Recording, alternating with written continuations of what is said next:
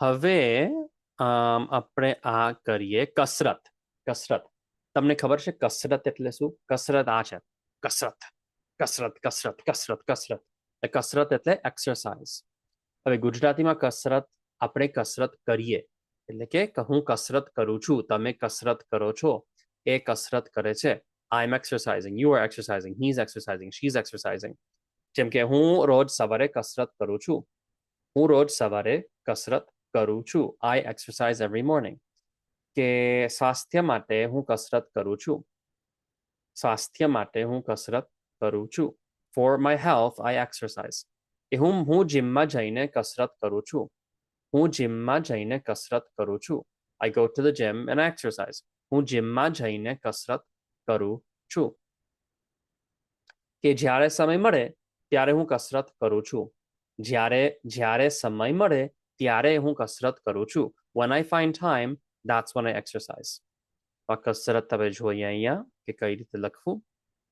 આ છે કસરત, એક્સરસાઇઝ, કસરત.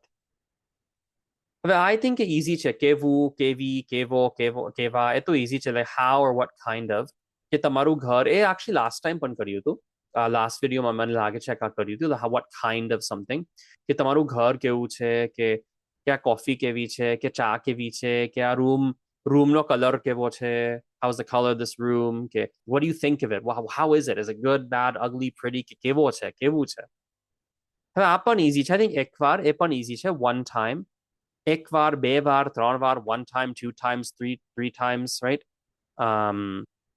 એ પણ આઈ થિંક બહુ ઇઝી છે. કે એક વાર આઈ થિંક એ ઇઝી છે. જેમ કે હું ત્યાં એક વાર ગયો હતો. I went there one time. હું ત્યાં એક વાર ગયો હતો. કે દિવસમાં એક વાર દવા લેજો. દિવસમાં એક વાર દવા લેજો. સો in the day time take your medicine one time. Okay. હવે શું કરીશું? હવે માંડવું. માંડવું એટલે ટુ બિગિન ડુઈંગ સમથિંગ. જેમ કે જેમ કે actually મારે માંડવું આજે એ નથી કરવું. actually ના, we're not, let's skip that one. I don't want to do that one today. Let's skip it. We'll do that another day. હવે કરીશું ભાગ. ભાગ એટલે a part of something. જેમ કે આ પુસ્તકનો પ્રથમ ભાગ છે. આ પુસ્તકનો પ્રથમ ભાગ છે. પ્રથમ એટલે first. આ પુસ્તકનો પ્રથમ ભાગ છે. This is the first part of the book. આ પુસ્તકનો પ્રથમ ભાગ છે. કે બીજું શું કહું કે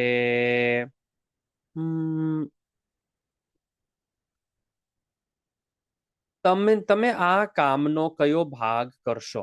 તમે આ કામનો કયો ભાગ કરશો? તમે આ કામનો કયો ભાગ કરશો? Which part of this job or this work will you do? તો આ છે ભાગ. એક ભાગ, a portion or a part of something. Screen share કરું તો દેખાય તમને ભાગ. આ છે ભાગ. અહીંયા ભાગ, part, portion, section. હવે મજબૂત. મજબૂત શું છે? આ છે મજબૂત. બહુ મજબૂત. મજબૂત છું. મજબૂત. મજબૂત એટલે સ્ટ્રોંગ. કે આ ખુરશી કે ના, આખરી કે એ માણસ બહુ મજબૂત છે. એ માણસ બહુ મજબૂત છે. he's a very strong person. કે આપણો સંબંધ મજબૂત છે. આપણો સંબંધ મજબૂત છે. our relationship is strong. બહુ મજબૂત છે. અહીંયા બતાવું મજબૂત. ઓલમોસ્ટ થઈ ગયા બધા શબ્દો. બે ત્રણ બાકી છે. આ છે મજબૂત. અહીંયા મજબૂત. ખાલી બે ત્રણ બાકી છે. આ છે નાનપણ. નાનપણ. તો નાનપણ એટલે ચાઇલ્ડહુડ. તો હું આ વિત્યું કદાચ નહીં કહીએ. કહીશું કે નાનપણ હું ગામમાં રહેતો હતો. નાનપણમાં હું ગામમાં રહેતો હતો. In my childhood I was living in a village. કે નાનપણમાં હું બહુ તોફાન કરતો.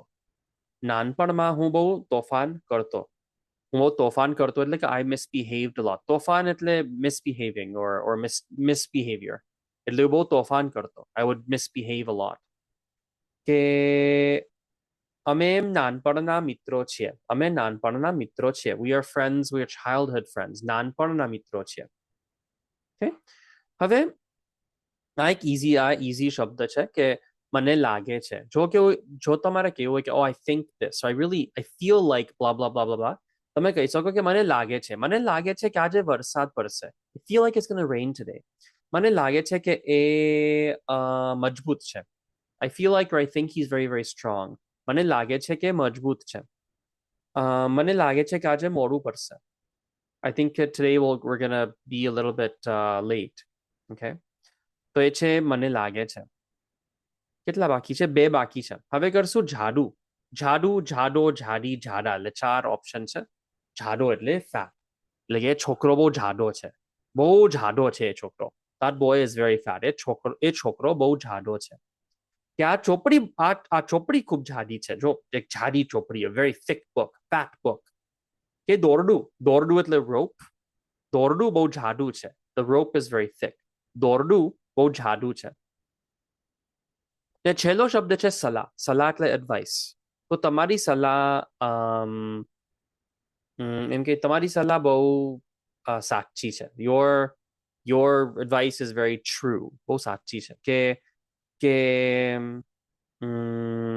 વડીલોની સલાહ માનવી જોઈએ વડીલો એટલે older people વડીલોની સલાહ માનવી જોઈએ you should listen to it okay તો આ બતાવું પછી આપણે આ પ્રેક્ટિસ કરીશું અમે વાત કરીશું ને હું આ શબ્દો વાપરીશ so in a moment we'll do some practice with all these words and I'll actually talk and use these words in conversation okay so you get to practice hearing them and really getting used to them here's fat and here's advice chalo so I'll switch to English for a second we're going to practice these in a different way so I'm going to like just read you a little not really read you I'm going to tell you it's not really reading I don't really have it written but I'm going to tell you a bit of a text and this is about yeah it's just about like some dude who sorry just about some guy who just about some guy named Raj I guess and we're just like talking about Raj and we're just saying like oh what's up with Raj what's he up to what's Raj doing કે Raj શું કરે છે we're going to talk about this fictional guy named Raj okay we'll do it in Gujarati are you ready okay તો આજે આપણે રાજ વિશે વાત કરવાના છીએ રાજ તો રાજ આપણો મિત્ર છે એમ કહીએ કે રાજ આપણો મિત્ર છે રાજ ને તને કઈ ખબર છે રાજ વિશે તને રાજ વિશે કઈ ખબર છે તને રાજ વિશે કઈ ખબર છે you understand that do you know anything about Raj have you heard anything about him તને રાજ વિશે કઈ ખબર છે મને યાદ છે કે એ રાજ નાનપણમાં એ બહુ જાડો હતો નાનપણમાં એ બહુ જાડો remember જાડો બહુ જાડો હતો he's very fat એટલે નાનપણમાં in his childhood નાનપણમાં એ બહુ જાડો હતો અને એ કસરત ના કરતો યા છે કસરત એટલે એક્સરસાઇઝ એટલે કસરત ના કરતો રાજ એ ખાલી ટીવી જોતો ને ડોનટ ખાતો ને ચોકલેટ કેક ખાતો ને કુકીઝ ને બીજું શું જલેબી ને બરફી ને ખાલી ખાતો બધું ખાતો પણ કસરત ના કરતો ને એટલે કે બહુ જાડો હતો નાનપણમાં પણ હવે રાજ મોટો છે હવે એ 20 વર્ષનો છે એમ કહીએ 20 વર્ષ એટલે 20 વર્ષનો છે he's 20 years old ને એકવાર one time એકવાર હું વિચારતો હતો કે રાજ હવે મોટો છે રાજ શું કરતો હશે what must he be doing શું કરતો હશે તો પછી ફેસબુક પર જોયું કે રાજ હવે શું કરે છે મેં જોયું કે એ આખો દિવસ ખાલી ઘરમાં નથી બેઠો એ આખો દિવસ ઘરમાં નથી હવે એ આખો દિવસ ખાલી ટીવી નથી જોતો એ ખાલી ચોકલેટ કેક નથી ખાતો એ ખાલી કુકીઝ ને બરફી ને જલેબી ખાતો નથી ના એ હવે બીજી વસ્તુ કરે છે કે છે ખાલી એટલે શું એ ખાલી ઘરમાં નથી he's not only at home એ માત્ર ઘરમાં ખાલી કુકીઝ ને ચોકલેટ કેક નથી ખાતો હવે એ શું કરે છે હવે એ કસરત કરે છે એ બહુ મજબૂત છે રાજ ખૂબ મજબૂત છે એ જીમમાં જાય છે એ કસરત કરે છે જીમમાં વેઇટ લિફ્ટિંગ કરે છે. તો મને એમ થયું કે વાવ રાજ હવે બહુ મજબૂત લાગે છે અને હવે જાડો નથી. બહુ સારું છે. પછી બે દિવસ પછી હું બહાર હતો. હું બહાર ચાલતો હતો, ફરતો હતો. પછી એ વાતાવરણ એ દિવસ બહુ ગરમી નહોતી. એટલે વાતાવરણ મને થયું કે આજે એ દિવસ બહુ ગરમી નહોતી. વાતાવરણ યાદ છે તમને? વાતાવરણ એટલે વેધર. એટલે વાતાવરણ હું બહાર હતો પછી મેં વિચાર્યું કે ના આજે બહુ ગરમી નથી. ના બહુ આટલી ગરમી નથી આજે. ના આજે આટલી ગરમી નથી. એટલે હું બહાર હતો, ચાલતો હતો. પછી હું બગીચામાં ગયો, પાર્કમાં ગયો હતો. એ પાર્કમાં ઘણા લોકો તો બહુ ભીડ હતી એકચ્યુઅલી. ભીડ એટલે ક્રાઉડ, બહુ ભીડ હતી. પછી મેં ત્યાં જોયું કે અહીંયા ત્યાં રાજ છે. રાજ છે પાર્કમાં. તો પાર્કમાં જોયું રાજ છે પાર્કમાં. ઓ વાહ, આમ ફિટ લાગે છે ને, ફિટ ને મજબૂત છે ને રાજ દોડતો હતો, કસરત કરતો હતો, કસરત. હવે જાડો નહોતો. એ જાડો નથી. ને પછી મેં કીધું રાજ કેમ છે રાજ? શું ચાલે છે? યાદ છે શું ચાલે છે? વોટ્સઅપ, શું ચાલે છે? શું હાલ છે? બસ મજામાં છું, હું મજામાં છું. ને પછી મેં પૂછ્યું રાજને, મેં પૂછ્યું રાજ કે જો હવે તું જીમમાં જાય છે ને બહુ મજબૂત છે તું ને તું શું કરે છે? હું શું કરું? મારે પણ આવા બિગ મસલ્સ જોઈએ છે. પછી કે ઓકે, એક સલાહ આપું. એને કીધું એક સલાહ આપું. I'll give you a piece of advice. હું તને એક સલાહ આપું. યા છે સલાહ એટલે એડવાઇસ. એક સલાહ આપું કે ખાલી એક દિવસ જીમમાં ન જવું. એક દિવસ નહીં કે 2 દિવસ, માત્ર 2 દિવસ નહીં. રોજ તારે જીમમાં જવું જોઈએ. રોજ. તમે રોજ જીમમાં જાઓ ને બહુ ચોકલેટ કેક તમે ના ખાઓ તો તમે તું જાડો નહીં, તો જાડો તું નહીં હો. તું જઈશ જીમમાં પછી આમ ફિટ હોઈશ તું.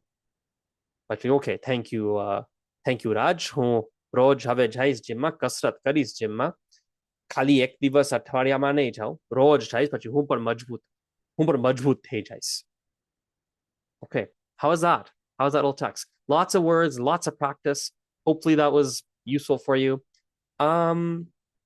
Let's do one final review of all the words. Let me share my screen, just one quick final review so you can see them, and we'll finish the video. I had fun today. It was a fun lesson. Here we go. Share screen. All right. So usually or generally, samanya rite. Usually or generally, or normally.